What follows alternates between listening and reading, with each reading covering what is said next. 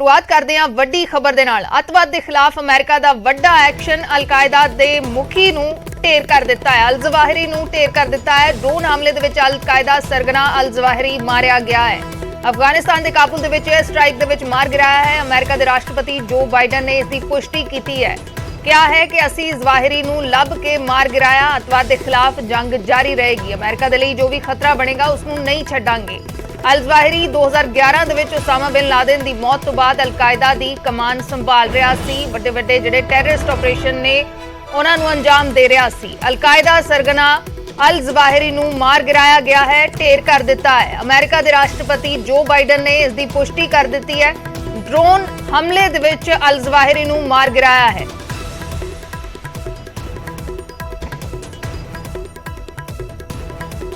The United States successfully concluded an airstrike in Kabul, Afghanistan that killed the emir of Al-Qaeda, Ayman al-Zawahiri. You know, Zawahiri was bin Laden's leader.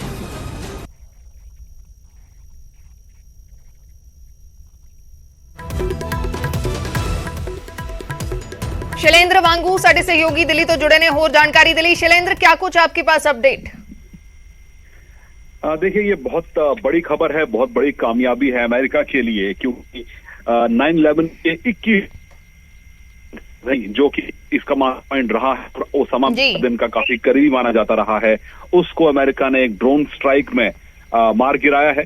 खबर ये आ रही है कि काबुल में ये strike को अंजाम दिया गया था अमेरिका की तरफ से। रविवार सुबह 6:18 पर यह ऑपरेशन को अंजाम दिया गया और ये एक सेफ हाउस के अंदर छिपा हुआ था अपने परिवार के साथ। अब से कुछ देर पहले अमेरिकी राष्ट्रपति बाइडेन ने इस बात की पुष्टि की है कि अल जवाहिरी को मार गिराया गया है और उन्होंने कहा कि अमेरिकन इंटेलिजेंस एजेंसीज के पास इस बात की जानकारी थी कि इस साल के शुरुआत में ही अल जवाहिरी काबुल शिफ्ट हो गया था अपने परिवार के साथ, और जिसके बाद ये एक प्लान तैयार किया गया और ये देखा गया कि किस तरह से अल जवाहिरी रहता है अपने परिवार के साथ, उसकी मूवमेंट किस तरह की रहती है, उन सबको स्टडी किया गया और आखिर में ये तय किया गया कि अल जवाहिरी के खिलाफ ऑपरेशन चलाया जाएगा। और जब वो बालकनी में खड़ा था इस घर की, उस वक्त ये हमला किया गया। हालांकि अमेरिका ये दावा कर रहा है कि इस हमले में किसी उनके परिवार के या किसी आम नागरिक की जान नहीं गई है, लेकिन अब सवाल ये खड़े होते हैं कि अफगानिस्तान पर तालिबान के कब्जे के बाद करीब 1 साल बीत चुका है, तो ऐसे में अल जवाहिरी वहां पर मारा जाता है तो जाहिर तौर पर अफगानिस्तान की जो सरकार तालिबान की है उनको इस बात की जानकारी थी और किस तरह की सुरक्षा और किस तरह का सेफ हाउस उनको प्रोवाइड वहां पर किया जा रहा था। और आपको ये भी याद दिला दें कि अमेरिका के इस हमले के बाद ये भी सवाल खड़ा होता है कि क्योंकि अफगानिस्तान की सरकार ये लगातार कहती आ रही है, तालिबान लगातार ये कहता आ रहा है कि वो अपने यहाँ पर आतंकियों को पनाह नहीं देगा, तो ऐसे में इस हमले के बाद अब सवाल खड़े होते हैं तालिबान सरकार के ऊपर भी कि किस तरह से उन्होंने अल जवाहिरी को वहां पर रहने का, वहां पर छिपने का उनको मौका दिया। तो ऐसे में हालांकि बहुत बड़ी खबर है अमेरिका के लिए। इसकी प्लानिंग जो की गई थी और कई सालों से अल जवाहिरी को तलाशा जा रहा था।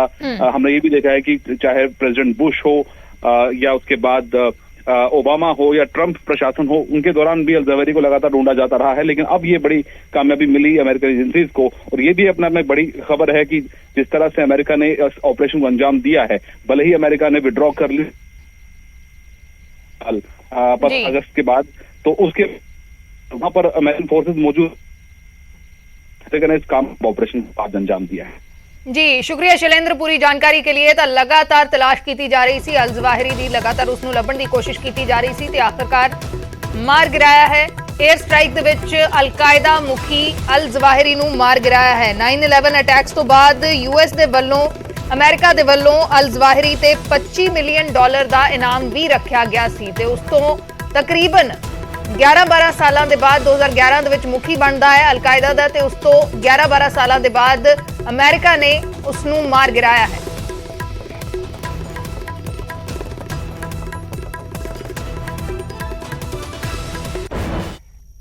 हिमाचल के ऊना के हादसे तो बाद बनूड़ च मातम छाया होया है।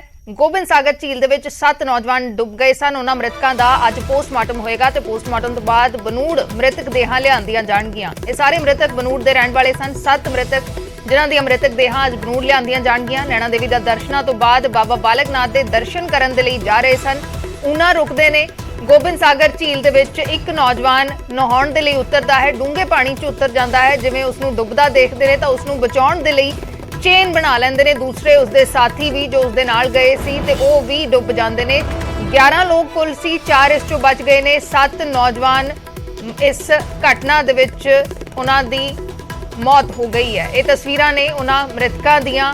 ਬਹੁਤ ਹੀ ਛੋਟੀ ਉਮਰ ਦੇ ਸਾਰੇ ਨੌਜਵਾਨ ਸਨ। ਇੱਕ ਇਹਨਾਂ ਦੇ ਵਿੱਚੋਂ 35 ਸਾਲ ਦਾ ਸੀ, ਬਾਕੀ 14 ਤੋਂ 19 ਸਾਲ ਦੇ ਨੌਜਵਾਨ ਸੀ ਜੋ ਕਿ ਬਾਬਾ ਬਾਲਕ ਨਾਥ ਦੇ ਦਰਸ਼ਨ ਕਰਨ ਦੇ ਲਈ ਜਾ ਰਹੇ ਸੀ। ਉਹਨਾਂ ਦੇ ਵਿੱਚ ਇਹ ਵੱਡਾ ਹਾਦਸਾ ਵਾਪਰਿਆ ਹੈ। ਗੋਬਿੰਦ ਸਾਗਰ ਝੀਲ ਦੇ ਵਿੱਚ 7 ਨੌਜਵਾਨ ਡੁੱਬ ਗਏ ਨੇ, ਮੌਤ ਹੋ ਚੁੱਕੀ ਹੈ। ਬਨੂੜ ਦੇ ਸਾਰੇ ਮ੍ਰਿਤਕ ਸਨ ਜਿਨ੍ਹਾਂ ਦੇ ਦੇਹਾਂ ਅੱਜ ਬਨੂੜ ਲਿਆਂਦੀਆਂ ਜਾਣਗੀਆਂ।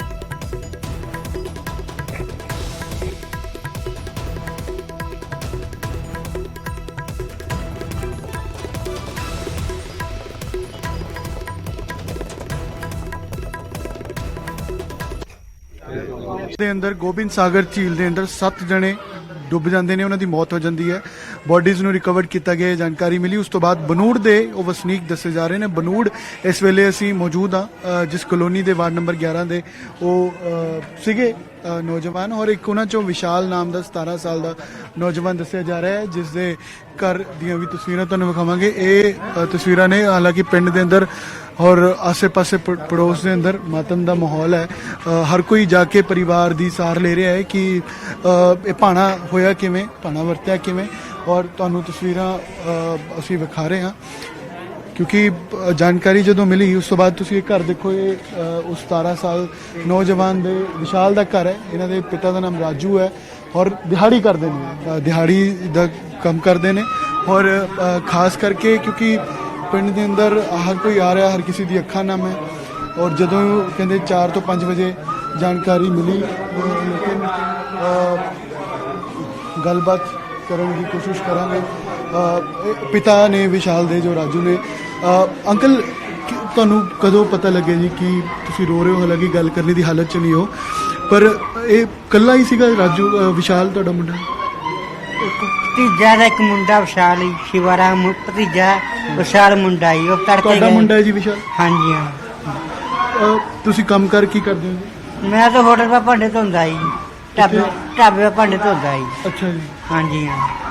ਤੇ ਤੁਹਾਨੂੰ ਇਹ ਕਿੰਨੇ ਵਜੇ ਪਤਾ ਲੱਗਿਆ? ਕਿਹਨਾਂ ਨੇ ਫੋਨ ਕਰਕੇ ਦੱਸਿਆ?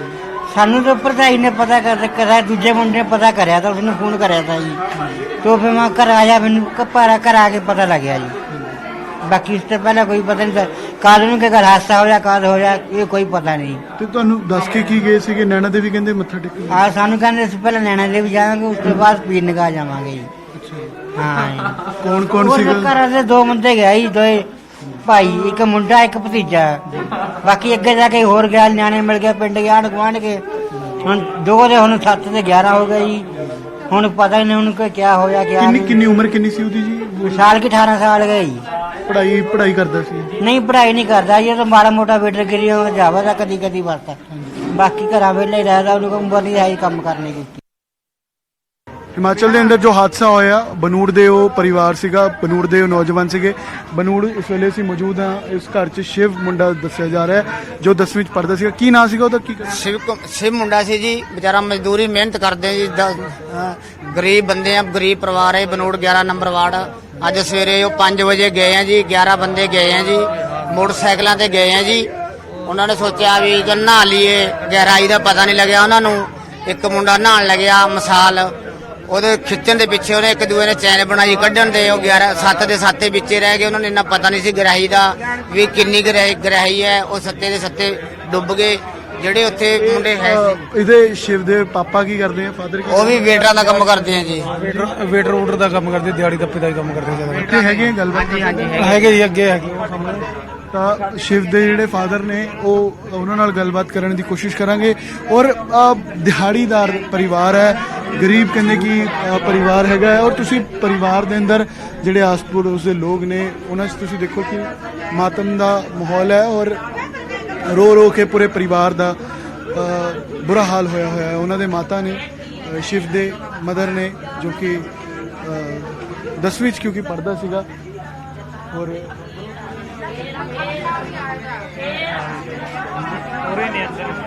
ਤੇ ਤੁਸੀਂ ਦੇਖੋ ਕਿ परिवार का किवें रो रो के बुरा हाल होया है और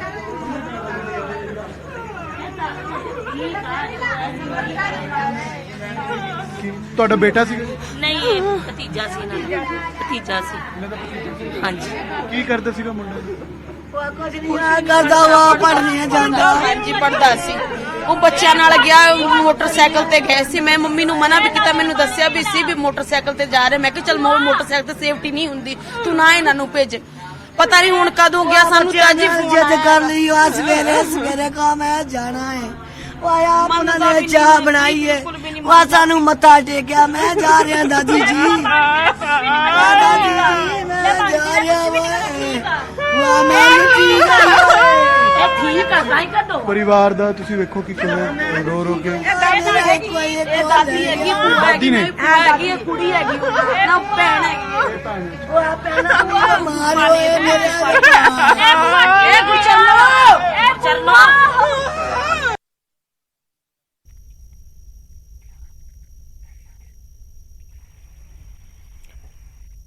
ਤਾਂ ਪਰਿਵਾਰ ਇਸ ਵੇਲੇ ਮਾਤਮ ਦੇ ਵਿੱਚ ਡੁੱਬਿਆ ਹੋਇਆ ਹੈ। ਅੱਜ ਪੋਸਟਮਾਰਟਮ ਹੋਏਗਾ 7 ਨੌਜਵਾਨਾਂ ਦਾ ਮ੍ਰਿਤਕ ਦੇਹਾਂ ਬਨੂੜ ਲਿਆਂਦੀਆਂ ਜਾਣਗੀਆਂ। 4 ਨੌਜਵਾਨ ਇਹਨਾਂ ਦੇ ਵਿੱਚੋਂ ਇੱਕੋ ਪਰਿਵਾਰ ਦੇ ਸਨ। ਅਮਨ ਭਾਰਦਵਾਜ ਸਾਡੇ ਸਹਿਯੋਗੀ ਬਨੂੜ ਤੋਂ ਲਾਈਵ ਜੁੜੇ ਹੋਏ ਨੇ। ਅਮਨ,